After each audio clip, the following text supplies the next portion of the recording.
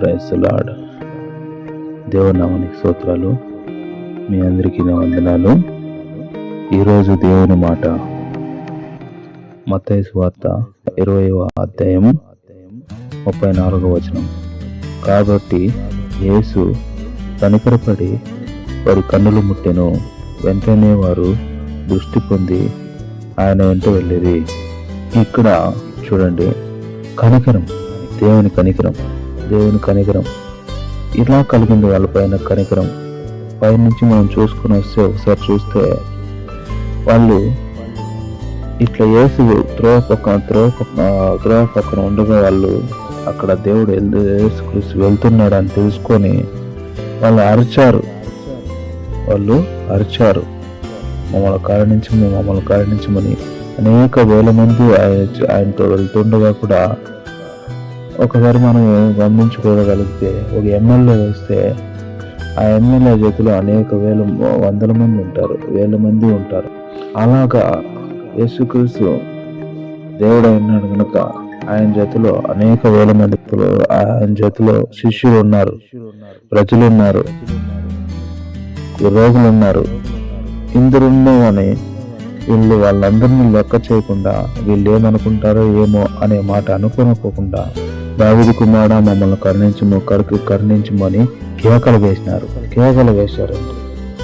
ఒకసారి జ్ఞాపకం చేసుకోండి, ఎక్కడ వాళ్ళు సిగ్గుపడలేదు. వాళ్ళు బాగుపడాలని ఒకే ఒక ఆశ తప్ప వాళ్ళ దగ్గర ఇంకేమీ లేదు. వాళ్ళు అక్కడున్న వాళ్ళందరూ ఊరుకోండి అంటే నేను గద్దిస్తే కూడా వాళ్ళు ఇంకా బిగ్గరగా కేకలు వేయడం మొదలుపెట్టారు. మమ్మల్ని కరుణించు ప్రభా అని ఇంకా బిగ్గరగా కేకలు వేయడం మొదలు పెట్టారనమాట. అప్పుడు దేవుడు వాళ్ళ మీద కనికరపడి వాళ్ళ కన్నులు ముట్టెను, వెంటనే వారు దృష్టి పొంది ఆయన వెంట వెళ్ళిరి. చూడండి, ఎవరిని లెక్క చేయకు దేవుని విషయంలో. ఎందుకంటే దేవుడు గొప్ప దేవుడు, ఆశ్చర్యకార్యాలు జరిగించే దేవుడు. వాళ్ళేమనుకుంటారో వాళ్ళేమనుకుంటారో అనుకుని నువ్వు ఎప్పుడైతే దేవుని నువ్వు సరైన ప్రార్థన చేయలేకుండా, సరైన వాక్యం చదువుకోలేకుండా, సరైన వారికి చెప్పలేకుండా, దేవుని కార్యాలు జరిగించుకోలేకుండా ఉంటావో అంతవరకు నువ్వు కార్యాలు జరిగించుకోలేవు, అద్భుతాలు చూడలేవు. వీళ్ళు చూడండి, ఎంతమంది అక్కడ 1000 మంది ఉండొచ్చు, లేదా 100 మంది ఉండొచ్చు. 100 మందిలో కూడా వీళ్ళు కేకలు వేసి అరిచారు, నన్ను మమ్మల్ని కరుణించు ప్రభా. ఇలాంటి యొక్క విశ్వాసము, ఇలాంటి యొక్క మనం ఎప్పుడైతే ఇలాంటివన్నీ మనం ఎప్పుడైతే కలిగి ఉంటామో, ఇలా విశ్వాసాన్ని కలిగి ఉంటామో, అప్పుడు మన జీవితంలో గొప్ప కార్యాలు జరుగుతాయండి. అది ఏ కార్యమైనా జరగచ్చు.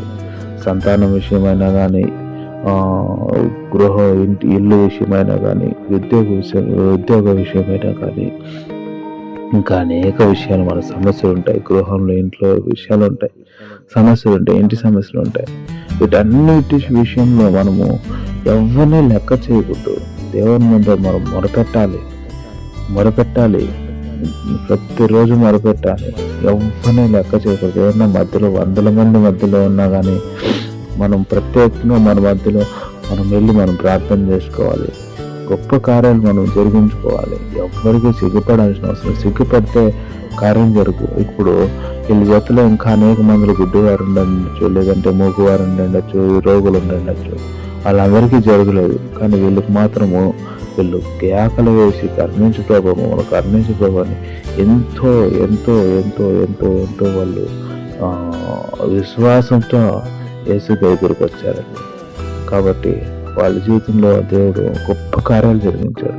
ఇలా మన జీవితంలో కూడా జరిగించాలంటే మనం కూడా ఒక ప్రత్యేకంగా ఉండాలి. మన సమస్యను బట్టి మనం ఎప్పుడు ప్రార్థన చేయాలి, బలమైన ప్రార్థన జరిగించుకోవాలి, కార్యములు జరిగించుకోవాలి, సేవకుల దగ్గర ప్రార్థన చేయించుకోవాలి, గొప్ప కార్యాలు జరిగించుకోవాలి. అప్పుడే మనం ఫలవంతంగా మనం మారుతాము. కాబట్టి దీన్ని బట్టి మనం ప్రార్థన చేసుకుందాము. కృపా, నమ్మకం, ప్రేమ కలిగిన తండ్రి, దేవా రాజా, ఆశ్చర్యకార్యాలు, అద్భుత కార్యాలు జరిగించగల దేవా స్తోత్రమైన, నిరంతరం మీకు రీతిగా ఉంటున్న దేవా స్తోత్రమైన. ఇదిగో తండ్రి నా ప్రభావ, మీరు మాట్లాడినాము, ఆ మాటలు బట్టి మీకు కృతజ్ఞతాస్తుతులు చెల్లిస్తున్నాం. ఈ మాటలు మా జీవితంలో కూడా తండ్రి నా ప్రభాదేవ అయ్యా మీరు నెరవేర్చండి. మేము కూడా ఒక ప్రత్యేకమైన విశ్వాసాలుగా ఉండటకు సహాయం చేయండి. గొప్ప విశ్వాసం కలిగి ఉండటకు సహాయం చేయండి అయ్యా తండ్రి నా ప్రభావ మీతో మేము తండ్రి నా ప్రభావ మీ ద్వారా మేము అనేకం పొందుకున్నట్టుకు అనేక అద్భుతాలు పొందుకున్నట్టుకు మాకు సహాయం చేయండి. మీ నామను కనపరచుకోండి. ఆశ్చర్యకారులు అద్భుతకారులు జరిగిస్తారని నీకే మహిమ ఘనత ప్రభావం చెల్లించుకుంటూ యేసు నామములో ప్రార్థన చేశాడు వేడుకుంటున్నాం తండ్రి. ఆమేన్.